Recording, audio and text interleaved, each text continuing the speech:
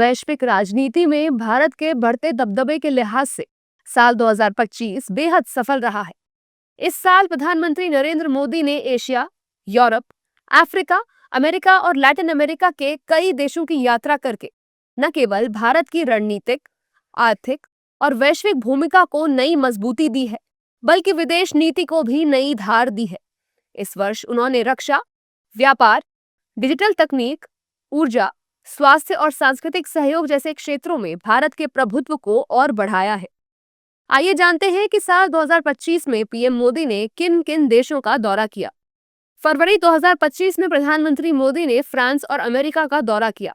France में सुरक्षा, संप्रभुता और पर्यावरण संरक्षण को लेकर साझेदारी पर जोर दिया गया, जबकि अमेरिका में द्विपक्षीय वार्ता के दौरान रणनीतिक साझेदारी को और मजबूत करने के उपायों पर चर्चा हुई।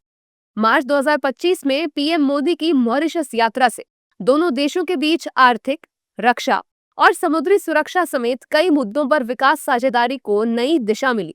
अप्रैल 2025 में प्रधानमंत्री ने थाईलैंड में छठे बिम्स्टेक शिखर सम्मेलन में हिस्सा लिया।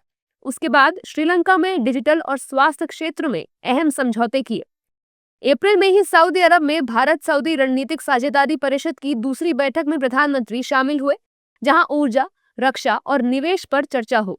जून 2025 में साइप्रस, कनाडा और क्रोएशिया का दौरा ऐतिहासिक रहा।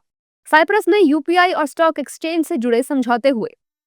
कनाडा में G7 शिखर सम्मेलन के दौरान कई वैश्विक नेताओं से द्विपक्षीय बातचीत हुई।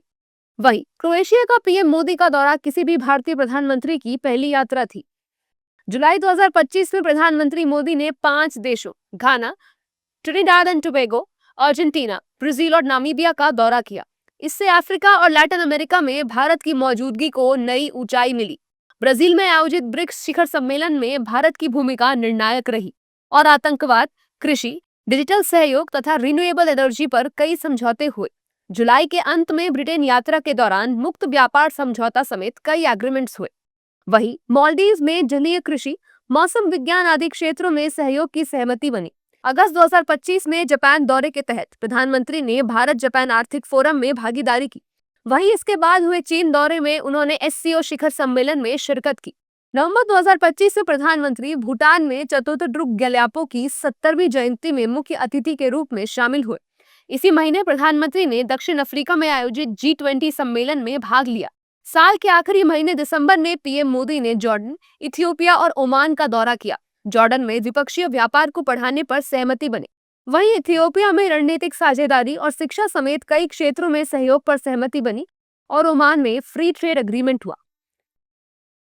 कुल मिलाकर साल 2025 प्रधानमंत्री नरेंद्र मोदी की सक्रिय कूटनीति, वैश्विक नेतृत्व और वसुधैव कुटुंबकम की सोच को जमीन पर उतारने का वर्ष रहा। इन दौरों ने भारत को एक भरोसेमंद वैश्विक साझेदार, आर्थिक शक्ति और डिजिटल नेतृत्वकर्ता के रूप में और मजबूत किया है।